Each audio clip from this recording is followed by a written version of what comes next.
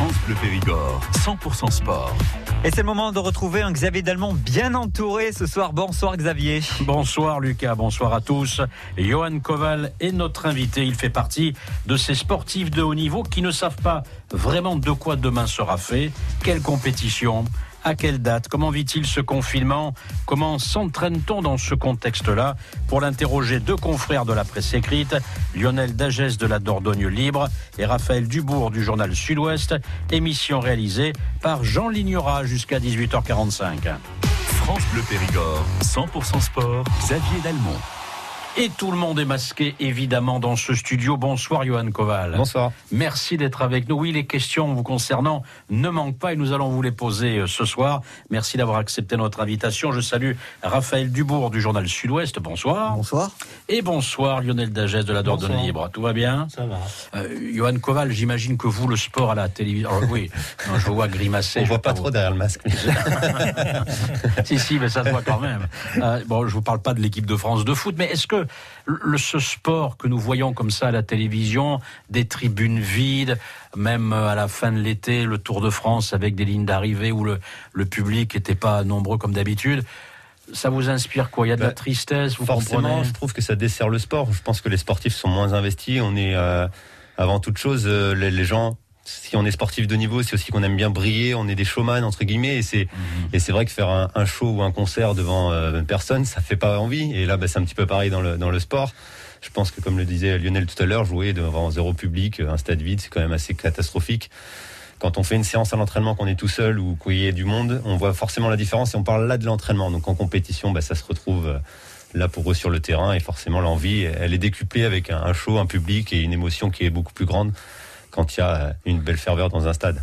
Alors, toujours dans l'actualité sportive de cette fin de semaine, ou plutôt de ces derniers jours, il y a quelques jours, le comité départemental olympique et sportif a publié une enquête qu'il a réalisée auprès de tous les comités sportifs de Dordogne.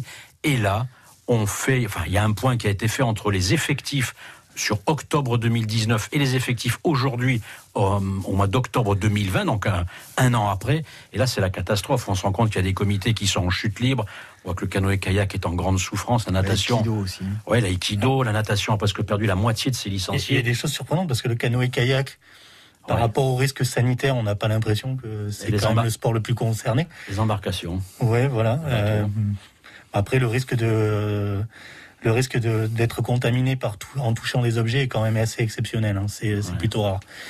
Est-ce que vous êtes étonné par les résultats, notamment pour les sports de combat, les sports de salle? Non, ça c'est pas étonnant. C'est pas étonnant, malheureusement pour eux. Mais il y a certains sports où on se demande même pourquoi on n'a pas le droit de continuer à les pratiquer. Je pense à la pétanque, par exemple. Le risque est quand même très très minime. Les boules. C'est ça. Après, il faut peut-être penser à quelque chose. Mais c'est ça, le cochonnet même. Non, les boules, normalement, chacun a les siennes. D'accord. Oui. C'est le cochonnet seulement qui pose problème. Il faut peut-être penser à quelque chose de tout bête, c'est qu'il y a une crise économique aussi. Et du coup, si le budget est amputé parce qu'on est au chômage partiel, ce qu'on coupe en premier généralement, c'est la culture et le sport. Donc peut-être qu'on ne reprend pas la licence en septembre, histoire d'économiser 100 euros. Ouais. En tous les cas, ce qui est clair, c'est que les sports, entre guillemets, individuels, courir, prendre du plaisir, être dans les bois, faire de la course à pied, Johan Koval, ça, visiblement, on va dire que la course à pied a des beaux jours devant elle. Mais forcément, ça a des beaux jours, mais aujourd'hui, moi, j'essaie à mon petit degré, montrer l'exemple. Je me suis récemment équipé d'un rameur parce que j'ai une autorisation, je suis sportif de niveau, je peux aller au stade, au canal, je suis libre, entre guillemets, de m'entraîner où je le souhaite. Mais je pense que c'est à mon niveau de montrer un peu l'exemple et de rester au maximum à la maison parce que la crise sanitaire, on est passé par un premier confinement assez strict, là c'est un peu plus souple. Mais le peu de fois que je vais au canal, je suis assez surpris quand même. J'ai pas l'impression que ce soit assez respecté, j'ai envie de dire, quand on va vers Netto pour pas donner d'enseigne et qu'on voit des regroupements de personnes sans masque. J'ai un petit peu les boules parce que je dis j'essaie de faire ça à mon petit degré, à mon petit niveau et voilà. Donc on a la chance de faire quelque chose et de pouvoir s'entraîner et de pouvoir avoir un rayon d'1 kilomètre, certaines se plaignent, etc. ou autre. Mais il y a quand même une chance, c'est une petite liberté et n'en abusons pas pour pas qu'on retourne dans la situation qu'on a connue en mars parce qu'elle était assez compliquée. Courir avec mon attestation, croiser la police en ayant l'impression d'être un délinquant, ça me faisait très honnêtement peur et pourtant j'étais à Bussac avec surtout pour vous le gendarme. 400 habitants. Ouais, c'est ça exactement. Donc c'est désagréable et donc il faut que chacun à son petit degré on ait une bonne conscience et qu'on soit attentif aux bons gestes barrières, au fait de respecter le rayon. Enfin, et on peut s'éloigner un petit peu parce que d'avoir le décamètre dans la poche, c'est pas évident pour tous, mais de le faire tout seul et faire les choses bien, c'est important quand même. Alors du coup, comment faites-vous pendant ce confinement 2 ? Vos entraînements ont beaucoup changé ? En fait, moi j'ai eu la chance, entre guillemets, de m'être blessé en fin de saison et du coup j'ai entamé un protocole de rééducation et du coup ma course était fortement réduite et là je suis aujourd'hui sur une période de réathlétisation. Donc je cours, mais je fais à côté beaucoup d'autres sports, du sport porté, vélo, rameur, aquajogging. Bon là je peux plus trop en faire en piscine, mais du coup je fais énormément de renforcement musculaire en salle, naturel, avec barre ou juste avec un petit ballon à Swiss ball comme on appelle ça. Et du coup, j'arrive à garder une grande activité physique. Là, je sors juste à l'instant, je suis arrivé en speed parce que j'ai fait une séance de musculation à la maison. Et du coup, je m'entretiens bien, je monte en puissance progressivement. Et puis, j'attends avec impatience les futures compétitions qui j'espère, vont arriver. Parce que pour le moment, jusqu'en fin décembre, on n'a rien. Et du coup, je garde cette petite motivation, mais sans être trop à fond dans l'entraînement. Je suis dedans, je suis consciencieux dans ce que je fais. Mais je suis pas à me sortir, à vomir après chaque séance. J'ai fait une grosse séance samedi de vélo, 10 fois 800 mètres sur la côte qui est à 500 mètres de chez moi, donc je suis dans le rayon. Et ça a été dur, mais je vais pas me surpasser, chercher le dépassement de soi à chaque répétition comme je le fais d'habitude. Je me fais mal, mais je garde une petite limite pour plus tard. Elle est pas importante de la dépasser aujourd'hui. Il faut garder un petit peu sous le pied en ce moment pour attendre, parce que s'affûter trop fortement maintenant, il n'y a pas d'intérêt particulier. Donc je m'entraîne dur, je souffre, mais je reste dans la réserve un petit peu pour la suite de la saison. Alors j'ai vu une vidéo justement, vous êtes sur le vélo, ça vous plaît le vélo ? Ça me plaît bien, ça me plaît, c'est la question. Oui. Oui, sport porté, ça permet de voir d'autres choses, de limiter l'impact musculaire avec le sol. Ça fait 15 ans que je cours et j'ai des chocs avec le sol. Et cardiaquement, on travaille très très bien. En plus, je vous dis, j'habite Bussac, il y a plein de côtes. Donc dans mon rayon d'1 kilomètre, je suis parfait, je suis dans les clous et je travaille le cardio d'une belle manière. Et je vous dis, si je veux me finir les mains sur les rotules comme en course à pied, il y a de quoi faire. Donc j'arrive à bien compenser ça pour m'entraîner d'une manière différente. Et c'est le moment de le faire. C'est le moment de le faire, de tester de nouvelles choses, tout en ayant l'accord de mes physios, parce que j'en ai 3 en ce moment. Ouais. Donc je fais beaucoup de choses. Je cours aussi avec un nouveau système BRH et en gros, je fais de la compression sanguine. On met comme des grosses, en gros des élastiques de compression au niveau des quadriceps pour limiter la circulation du sang et courir avec comme si une sensation de fatigue. Donc je fais des tout petits runs, c'est beaucoup plus court que d'habitude, mais en ressenti c'est beaucoup plus intense.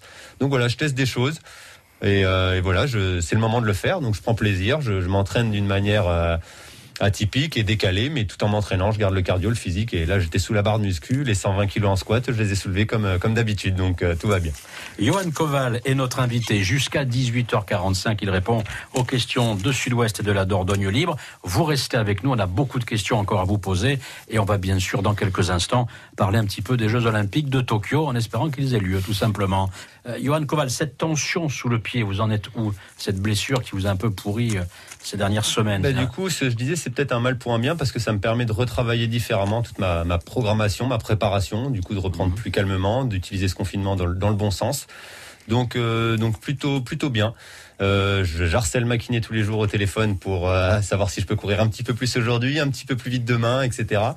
Et elle sait me calmer pour prendre le temps de contrôler, de maîtriser et de me faire mal sur le vélo ou sur le rameur. Donc là, tout va bien, on est sur la bonne voie. Je refais encore des suivis réguliers. Cette semaine, je vais d'ailleurs faire une échographie, une IRM de contrôle. J'ai plus de douleurs particulières, mais par sécurité, je suis pointilleux cette saison. Je mets pas les choses, aucun détail de côté. Et du coup, je fais suivre ça correctement. Donc, on est sur la bonne voie. J'ai plus de douleurs, tout va bien. Alors, les Jeux Olympiques de Tokyo, c'est votre objectif numéro 1, évidemment. Forcément, avec une belle émulation française, on a une discipline qui est en train d'exploser dans le bon sens. Ça fait plaisir. Il y a des jeunes qui sont encore arrivés la saison dernière, qui viennent me titiller dans le bon sens. Ça m'a travaillé sur le début et me dire j'ai encore ma place, j'ai plus ma place, j'ai 33 ans, c'est fini, c'est pas fini, c'est l'année de trop peut-être ou pas. J'en ai parlé récemment du coup à vos confrères de la presse écrite. Et après une bonne réflexion personnelle, non, c'est que du bien, c'est que du plus. Et ça m'a motivé justement à mettre en place tout ce protocole que j'ai mis cette année. Il faut savoir que, entre guillemets, c'est une préparation qui va être aux alentours des 30 000 euros. J'aime bien parler du chiffre parce que c'est concret. C'est la mise en place d'un partenaire d'entraînement qui va me suivre sur les différents stages. C'est 3 kinés qui vont me suivre en prévention, en soins et en protocole de rééducation aussi.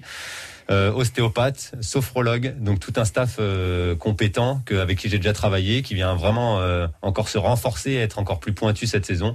Et cette fois, ça sera pas je vais voir l'ostéopathe parce que j'ai une douleur quelque part, c'est je vais voir l'ostéopathe en prévention, en renforcement aussi au niveau des soins kinés, etc. C'est tout est détaillé, tout est programmé pour vraiment être optimal et titiller les jeunes, leur montrer que on est encore là et je suis encore jeune aussi.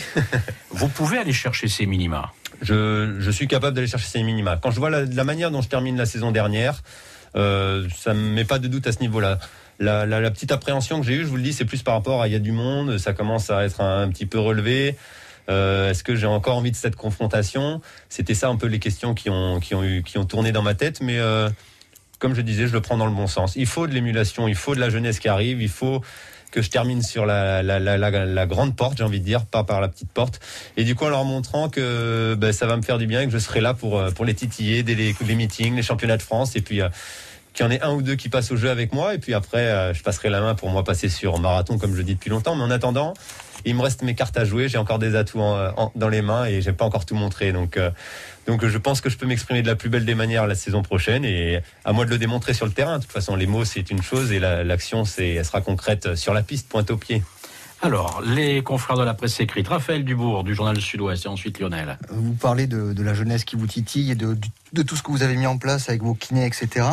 Est-ce que ça veut dire que ces derniers mois, vous étiez un peu, pas endormi, peut-être reposé un peu sur vos acquis, que là, il y a un nouveau déclic ? En fait, il faut dire que depuis 2014 et le titre de champion d'Europe, il y a eu une sécurité financière qui a été acquise. Je vais parler à cœur ouvert. Je suis sportif de haut niveau. L'athlétisme, c'est un sport dur et ingrat. On court contre des Kenyans, des Africains, Éthiopiens, Érythréens qui courent pour survivre. J'ai toujours été dans cette dynamique en voulant aller m'entraîner avec eux, en voulant m'entraîner comme eux, en étant dans le dur. Sauf qu'en ayant eu ce confort du titre de champion d'Europe, forcément, il y a des partenaires qui sont venus, il y a un confort de vie qui est arrivé. Et je vais pas dire que je me suis assis sur mes acquis, mais indirectement un petit peu. On est tranquille, on va s'entraîner aux États-Unis et pas au Kenya. C'est des plus beaux hôtels qu'au Kenya. On mange mieux peut-être, mais on est dans un petit confort. Et le demi-fond, c'est ingrat, c'est un inconfort. Faut avoir faim. Faut avoir faim pour gagner, pour rivaliser avec eux. Et j'ai envie de retrouver ça. Et c'est pour ça que cette année, c'est un programme là sur le papier. Si je peux le réaliser, c'est 6 semaines au Kenya, 4 semaines en Éthiopie, 4 semaines en Afrique du Sud. Et ensuite, la fin de ma préparation sur Fourmeux. Donc, c'est retourner au cœur du sujet, au cœur de la vie, j'ai envie de dire, fondamentale du demi-fond pour revivre ce que j'ai vécu dans mes jeunes années et m'exprimer de la plus belle des manières. De toute façon, c'est voilà, donc sortir de mes retranchements, sortir de ma zone de confort. Et du coup, tout ce confinement et tout ça, ça me fait du bien. Je m'en sers dans le bon sens parce que ça tombe, j'ai envie de dire, pour moi, dans le bon sens parce que ça me fait encore réaliser pas mal de choses. Et voilà, faut prendre toutes les choses dans le bon sens et pas être négatif. Et j'aime pas être négatif de toute façon. Mais est-ce que cette situation d'inconfort peut vous faire gagner des secondes ? C'est ce qu'il me faut. Moi, c'est ce qu'il me faut.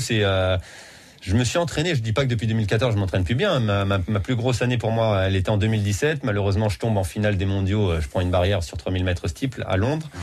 Et du coup, pourtant, c'était ma plus grosse saison. Mais depuis, ça a été quand même.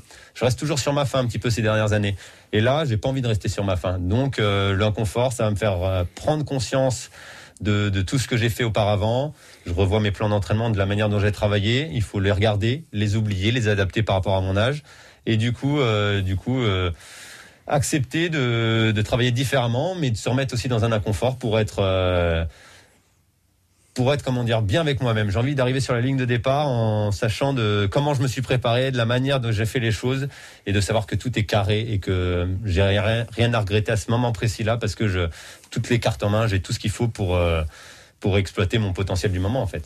Johan Koval est notre invité. Question de Lionel Dagès, d'Ordonne Libre. Comment vous avez vécu cette année sans compétition finalement, parce que ça reste des heures d'entraînement pour rien au bout finalement.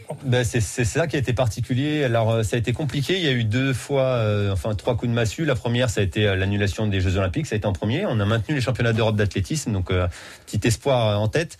L'annulation des championnats d'Europe, Patrick, mon entraîneur, me dit écoute, tu peux calmer un petit peu, là il n'y a plus trop d'objectifs, on va voir ce qu'il en est pour les minima. Et le troisième coup de massue, ça a été impossible de réaliser les minima pour les Jeux sur la fin d'année. Donc en gros, courir pourquoi courir pour les France. Il y a eu les France, on ne savait pas si elle allait être maintenue ou pas, etc. Je me suis dit, je m'entraîne quand même. J'ai eu mon sparring partner là qui va faire la suite de la saison normalement avec moi, qui est venu avec moi. Et du coup, on s'est entraîné ensemble, on s'est entraîné durement. Et pour lui, ça lui a valu un record, donc c'est tant mieux. Mais pour moi, j'ai pas eu de retour direct. Donc j'ai toujours cette motivation et je me suis toujours entraîné malgré que mon coach m'ait dit de calmer la machine. Donc j'aime ça. De toute façon, c'est quelque chose qui est intrinsèque, qui est dans mon sang. De toute façon, moi, je cours au cours parce que j'aime ça avant toute chose. Donc du coup, il n'y a pas d'objectif, mais peut-être que je dis, c'était peut-être le moment d'avoir ce confinement, d'avoir ces non-compétitions, d'avoir tout ça pour faire ma petite, comment dire, perception personnelle, mon petit introspection. Voilà, introspection. Voilà, merci pour le mot. Et du coup, savoir un peu où j'en étais, ce que je voulais faire pour la suite et 2021, qui est maintenant en fluo sur mon carnet. Vous avez peur que les Jeux n'aient pas lieu une nouvelle fois? Alors, d'un côté, j'ai peur. Oui et non, parce que je me mets plus à la place d'un jeune qui est dans son année de folie, qui perf et qui a la possibilité de faire les Jeux et qui finalement s'est annulé et il perd tout du jour au lendemain alors qu'il avait pris une année scolaire sabbatique, il avait tenté et tout avec l'accompagnement de ses parents, etc. Donc j'ai plus peur pour les autres que pour moi. Pour moi, entre guillemets, j'ai envie de dire, si c'est annulé, je les ai déjà fait 2 fois, il me reste 2024 sur marathon, donc je sais que j'en suis capable. Donc ça serait décevant parce que, comme toute préparation, pour être pointu, on a un objectif en tête et on a envie d'être carré pour ça soit dans la continuité. Et l'objectif à la clé, comme toute chose, quand on est chef d'entreprise ou sportif de haut niveau, c'est un objectif qui va nous faire persévérer, continuer, s'investir. Quand c'est dur, continuer, etc. Et du coup, s'il n'y a pas les Jeux, ça fera un petit pincement. Mais bon, après, on est que sportif, j'ai envie de dire. Et la situation sanitaire, elle est assez chaotique, elle est assez grave et je l'accepterai quelle que soit la décision, même si forcément ça serait désagréable. Alors vous avez pris un sparring partner, vous l'avez évoqué il y a quelques instants. Pourquoi ? Parce que c'est un jeune déjà de mon club qui progresse bien, qui a l'intention d'être sportif de niveau, qui veut faire les choses et je me retrouve un petit peu en lui. Ouais, voilà, Thomas Réau. Je me retrouve un petit peu en lui parce que il fait des semaines où mon coach lui dit arrête-toi, calme-toi, n'en fais pas trop, etc. Il dépasse des kilomètres et il en refait encore et encore. Il était avec moi pendant le confinement et même moi, je disais, calme-toi, je m'arrête là. Il voulait rajouter 1 kilomètre de plus, 2 kilomètres de plus. Et même encore, avec mes conseils, je me suis retrouvé finalement dans ce que j'ai fait en ayant son âge. Et du coup, je trouve ça admirable, cette persévérance, cet investissement, envie de tout tenter, de tout donner. Et puis, pour le moment, ça marche. Un beau record qui le laisse espérer une médaille nationale. Et avec une préparation sur l'année qui suit, peut-être un podium national. Et je pense une sélection internationale, c'est pas impossible. C'est pas évident, c'est pas écrit sur le papier, mais tant qu'on a la volonté, qu'on se donne les moyens, j'ai envie si je peux l'aider à mon petit degré, tout en m'aidant pour me mettre dans l'inconfort, encore une fois, ça peut être gagnant-gagnant. Donc, pourquoi pas? À quel moment allez-vous basculer vers le marathon? Après les Jeux, dès qu'on aura la décision définitive, je pense qu'il y aura encore une fois un moment de remise en question, parce que si c'est annulé, ça va être compliqué. Il y aura une période quand même difficile, même si je disais que tout à l'heure, ça allait être un peu mitigé. Faudra se remettre dedans, mais après les Jeux. Pour le moment, c'est une idée, c'est écrit dans les grandes lignes de ma carrière, mais pour le moment, c'est 2021. C'était 2020, c'est passé à 2021 et on garde ça en tête quand même. On est dans le positif, on va pas dire que c'est annulé. Allez, les confrères de la presse écrite, Lionel Dagès d'Ordonne Libre, ou Raphaël. Lionel, vas-y. Lionel. Justement, par rapport au marathon, par rapport au JO de Paris, du coup, ça fera que 3 ans de prépa au lieu de 4. C'est un souci ou ça sert à chercher quelque chose? En fait, pas plus tard qu'hier, j'ai retrouvé un de mes programmes d'entraînement. C'est pour ça que je disais que je m'identifie aussi beaucoup à Thomas, le jeune qui s'entraîne avec moi. Et j'ai retrouvé 1 semaine d'entraînement au Kenya en reprise. Donc j'ai fait 1 semaine en Dordogne, je suis parti au Kenya, j'ai fait 3 semaines d'entraînement. Et lors de cette 3e semaine, j'ai fait 218 km en 1 semaine. Donc c'est un plan d'entraînement de marathonien. Donc toute ma carrière, j'ai eu des semaines qui étaient assez grandes, qui ont fait que j'ai le foncier. Le foncier, c'est la caisse, en gros le moteur que j'ai aujourd'hui. Et ça, c'est un acquis. Ça se perdra pas. Donc 3 ans, en mettant les bonnes séances, la bonne préparation, c'est faisable. C'est pas facile, mais c'est faisable. Donc non, faut voir encore une fois le bon côté des choses. J'ai le passé pour me permettre d'arriver à passer sur marathon. Après, faut voir le type de foulée, le type de ressenti physique au bout de 40 km, enfin 35 km et la barrière qu'on parle souvent au niveau du marathon. Donc, faudra voir tout ça, mais la question n'est pas encore actuelle et on en parlera après. On fera une interview après les Jeux et mon beau résultat, je l'espère.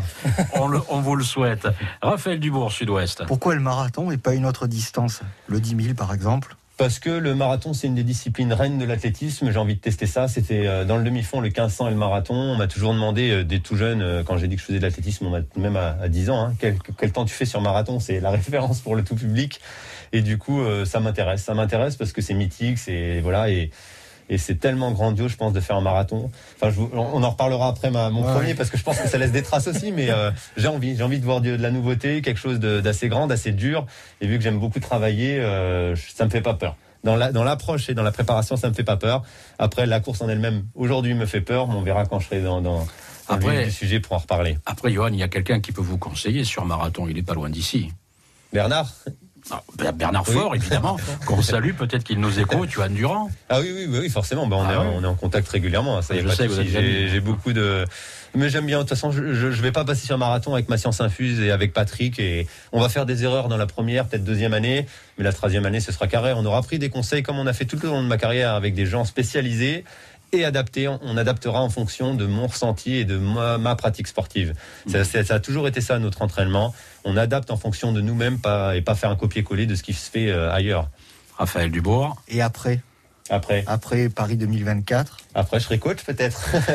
Je mets déjà un pied dedans en ce moment, mais du coup. Mais justement, c'est intéressant la question que vient de poser Raphaël. Non, mais si, parce que je m'apprêtais à dire justement que sur les dernières minutes, il fallait attaquer ce volet-là. C'est-à-dire qu'on a l'impression, vous m'arrêtez si je me trompe, Raphaël, et pardon de vous avoir coupé, qu'en fait, Johan a vraiment envie de transmettre déjà des choses. Je vous dis cela parce que on le voit sur les réseaux sociaux. Vous faites des vidéos, vous avez envie de vous exprimer, de dire tout simplement au grand public, voilà comment on peut faire, comment on peut s'améliorer. En fait, vous le ressentez, ce besoin de transmettre? J'ai fait des vidéos de conseils et je suis sportif de niveau depuis 15 ans et j'ai envie de transmettre mon expérience au tout public. Et ça a beaucoup marché, j'ai beaucoup d'interactions avec les gens. Et du coup, pendant le premier confinement, j'ai voulu réfléchir différemment. Beaucoup de personnes m'ont demandé si je faisais des plans d'entraînement, des choses comme ça. Je l'ai fait un petit peu à droite à gauche, mais c'était assez compliqué. Et avec Patrick Petit-Breuil, depuis 15 ans, on a une méthode d'entraînement qui se base sur un ressenti à l'entraînement. On écoute son corps et c'est ce qui nous fait en compétition aller battre des chronos, battre des records. Et ça, j'ai voulu l'exprimer sur une échelle et du coup créer un programme d'entraînement adapté au tout public de 3 à 5 séances par semaine. Et celui-ci, il sort la semaine prochaine. Donc ça tombe bien que je sois là aujourd'hui, c'était vraiment pas prévu. Mais mardi prochain, je sors mon premier programme d'entraînement pour progresser sur 10 km sur route et adapté à tout profil de coureur. C'est ça qui est bien parce que cette échelle, elle n'existe pas. C'est moi qui l'ai créée en fonction d'un ressenti, je vous dis. Et c'est apprendre à se connaître pour mieux courir et progresser sur 10 km sur route. Donc je pense que j'ai créé quelque chose d'assez révolutionnaire avec du contenu digital. Il y a des vidéos d'abdogainage, de conditions physiques qui sont guidées et que vous effectuez en même temps que moi. C'est un petit package que j'ai fait. 12 semaines de préparation. Et même si vous n'avez pas envie de faire un 10 km à la clé, mais un test personnel ou voir si vous avez progressé sur un footing ou autre, c'est possible. Et donc ça, c'est en gros mettre mes connaissances, mon passé, mon expérience en théorie papier et en pratique pour le tout public. Et ça, j'en suis extrêmement fier parce qu'encore hier, on y a travaillé pendant 4 heures dessus avec nombreuses personnes. Et je salue d'ailleurs mon community manager Mathieu Maudouin qui doit m'écouter, qui est encore en train de travailler dessus là, à l'instant présent parce qu'il reste un petit peu de boulot avant que ça sorte et c'est un gros travail. Donc j'ai utilisé le confinement et le reconfinement pour en plus de l'entraînement, je m'entraîne et j'ai travaillé, j'ai utilisé mon temps dans le bon sens pour aider tout le monde à pratiquer la course à pied. C'est faisable pour tous, qu'on ne court ou qu'on ne court pas encore et ça, j'en suis fier vraiment. Et pourquoi 12 semaines ? Parce que pour progresser 10 km, 12 semaines. Oui, je pense que pour progresser, il faut au minimum 3 mois de préparation. 3 mois de préparation structurée, guidée. Et là, 3 à 5 séances par semaine, vous avez de quoi faire quand même. 3 séances par semaine, entre 1 heure, 1 heure et quart maximum. En plus, c'est adapté en ce moment avec le confinement. Donc, vous avez de quoi faire pour être dans une progression parce que il n'y a pas que du footing. Il faut pas que courir pour être fort en athlétisme, pour progresser du moins. Et du coup, je vous apporte tout ça avec mes conseils, plus un groupe privé où j'interviens avec les gens. 1 fois par semaine, j'ai envie d'échanger avec les gens. Donc, j'ai mis 1 fois parce que après 2-3 fois, ça prend aussi du temps. J'ai envie d'être investi. Et du coup, 1 fois par semaine, je répondrai à toutes les questions des gens qui auront souscrit au programme pour être dans une proximité et en gros échanger mes connaissances et mon savoir, si j'ai envie de dire. Voilà, ça fait 15 ans qu'on fait ça avec Patrick et du coup, voilà, je vous dis, ce barème d'investissement et d'entraînement, ce barème d'intensité, il est unique. Il n'existe pas dans le monde entier. Et ça a été longuement réfléchi, longuement travaillé. Encore, je vous le dis, hier pendant 4 heures, on a travaillé dessus pour que ce soit adapté à une personne qui connaît pas du tout la course à pied, qui puisse comprendre et savoir comment progresser. Mais comment le voir, ce programme-là ? En fait, je vais communiquer dessus là, vous êtes le premier, c'est une exclusivité. Et du coup, il sera sur mes réseaux sociaux. Vous avez déjà en fait un lien pour avoir une vidéo bonus pour progresser en course à pied qui est toute simple sur ma page, mes réseaux sociaux, Instagram, Twitter, Facebook. Et vous cliquez sur le lien, vous allez mettre votre mail, vous allez avoir une vidéo bonus et la semaine prochaine, du coup, vous recevrez sur votre mail la formation pour vous inscrire. Et de toute façon, je vais communiquer dessus. J'espère que la presse écrite ici présente me fera un petit coup de com' aussi. J'en profite. Regardez, mais oui, c'est le but du jeu. Il faut utiliser. Je pense que Raphaël Dubourg est au taquet. Non, mais j'ai toujours été. Sorti son carnet. Il est coquin parce qu'il sait déjà que c'est prévu. Ouais, non, mais j'ai toujours voulu être avec la proximité des gens. Et je pense qu'avec la presse écrite ou vous-même ici à la radio, on est dans un échange. J'ai envie de dire amical, et ça je l'ai retranscrit sur le papier et j'espère que du coup ça plaira aux gens. Et voilà, à suivre. Mais Johan, je peux pas m'empêcher de vous poser la question. Vous laissez beaucoup d'énergie là-dedans. J'y ai laissé, là c'est terminé. Mais est-ce que au fond de vous, c'est pas aussi une façon de préparer l'après ? C'est une façon entre guillemets, mais qui a été pour moi le maître clé, c'est utiliser le confinement à bon escient. Qu'est-ce que je fais ? Je m'entraîne 2 fois par jour pour rien ou je m'entraîne 1 fois par jour, je profite de ma famille, je travaille sur un plan, 6 mois de conception et qui a été peaufiné, je vous le dis encore hier soir, et qui cette semaine va finir d'être entre guillemets bidouillé parce que c'est des petits détails maintenant. Mais que faire ? Est-ce que je reste chez moi, je fais rien du tout ou je travaille, je fais travailler ma tête, mon corps en m'entraînant 1 fois par jour et je fais travailler ma tête sur ce que je sais faire pour être utile pour les gens. Et voilà, 1 fois par semaine, venir 1 heure sur un groupe, répondre à des questions, je pense pas que dans le futur ça va me laisser trop d'énergie. Tout est conçu, les vidéos sont montées, tout est préparé, tout est prêt. Mais est-ce que c'est après, vous y pensez quand même ? Du coup, c'est une possible voie. Aujourd'hui, je suis sportif, je suis actif. Je pense qu'il y a peut-être la mairie, le département, l'armée, la Fédé ou encore les médias, la télé ou autres qui peuvent m'offrir un poste sur l'après-carrière. Mais aujourd'hui, je suis actif. Donc, entre guillemets, j'ai envie de dire, on est tous bons copains, tout va bien. Mais une fois que j'aurai arrêté d'être sportif de niveau, est-ce que ces mêmes personnes, ces mêmes propositions, elles seront encore présentes ? Ça vous fait peur, ça ? Ça me fait pas peur. Du coup, je préfère être... J'ai pas envie de compter sur quelqu'un. Toute ma carrière, je me suis fait sur moi-même, sur mon envie, sur ma motivation. Et là, j'ai envie d'assurer un petit peu, entre guillemets. Donc, c'est un premier pas, mais du coup, je pense qu'il est bien tombé au final. Donc, ça me fait peur. Non, enfin, j'ai pas envie de dire que ça me fait peur parce que les gens et le business, et on le voit aujourd'hui avec la crise sanitaire, il y a beaucoup de postes et beaucoup de gens qui ont perdu leur boulot ou qui devaient créer des entreprises et qui sont dans le dur. Moi j'ai envie s'il y a encore une crise, s'il y a encore des soucis, que j'ai une petite sécurité, j'ai ma petite porte de secours à moi et voilà. Mais là on parle de ça sur 5 ans, 6 ans minimum, on n'y est pas encore. Oui, parce que justement vous vous êtes fixé un âge. Je me suis pas fixé d'âge, mais après Paris 2024 j'aurai 37 ans et du coup 38, 39, continuer à courir sur des marathons majeurs c'est possible. Après, est-ce que le corps tiendra avec la motivation après ça ? Je sais pas, on verra. On en reparlera aussi dans 7 ans. Du coup, j'espère qu'on sera encore là tous les 2, tous les 3, même ou 4 pour en discuter dans une émission future. Ouais. Mais Raphaël Dubourg et Lionel Dagès, ça c'est sûr, ils vont suivre d'ailleurs votre plan sur 12 semaines. Tout à fait. Et on se retrouvera. Pourquoi pas ? Oui, pour voir un petit peu. Et pourquoi pas. Juste peut-être encore une question, et par rapport à votre famille. Je parle de votre famille parce que je sais que vous y êtes très très très attaché. C'est quelque chose que vous en parlez avec votre épouse de cet après, de cet instant où vous êtes dans votre carrière. Je vis l'instant présent en priorité. Ouais. Et là, la priorité, c'était ma vie de famille, ma vie de couple, avec mes enfants. Je pense que je me suis, par rapport à la dernière fois où j'étais venu ici, où j'avais un peu laissé mon petit dernier de côté, j'avais fait un malaise personnel parce que je pense que j'étais pas à l'aise dans ma vie parce que voilà, j'ai mis l'athlète en cœur de ma vie comme je l'ai toujours fait et ça s'est vu sur ma vie de famille. J'ai pris conscience de ça, je pense que je l'ai réadapté. Et là, j'ai demandé entre guillemets une faveur aussi à ma femme, mes enfants, on en parle beaucoup. Pour cette dernière année, comme je vous le dis, si c'est 6 semaines au Kenya, si c'est 4 semaines en Afrique du Sud, Éthiopie, ça fait beaucoup. J'ai demandé cette faveur, on en a parlé, on va le faire. Normalement, on va le faire. Elle doit m'écouter là en direct, donc normalement elle est d'accord. Et c'est un accord, c'est une vie de couple, c'est compliqué, mais c'est un peu un militaire qui part au combat. C'est pas au combat, mais je pars forger mes âmes pour être meilleur en compétition. Et ça, elle l'a compris. Elle l'a compris depuis 15 ans. C'est difficile, mais mais je pense qu'elle acceptera cette dernière saison pour la piste du moins, et après on reparlera du futur après, mais c'est nécessaire et je pense qu'on va le faire ensemble. Dernière question, parce qu'on a déjà débordé, Johan Koval, vous parliez, mais vous parliez de la situation d'inconfort tout à l'heure, partir au Kenya, et j'ai lu, je crois dans l'ADL et dans le Sud-Ouest, que vous voulez partir au Kenya avec des bouquins. Avec quel livre vous allez partir? Réponse très courte. J'ai pas encore réfléchi, franchement, mais j'aime beaucoup les livres sur la philosophie, entre guillemets, simplifiée en roman, c'est ce qui me va bien. On vous donnera quelques. Je vous les enverrai en photo. De toute façon, on peut pas encore les acheter. Merci à tous, merci à Raphaël, merci Lionel, merci Johan, il est déjà 18h47. Pardon Lucas, je déborde un petit peu, mais vous aviez commencé. Oui, c'est vrai, j'ai un petit peu débordé tout à l'heure. Merci beaucoup Xavier Dallemant. Bonne soirée à toute l'équipe de 100% Sport. C'est évidemment retrouver 100% Sport tous les lundis de 18h10 à 18h45. 100% Sport sur France Bleu Périgord.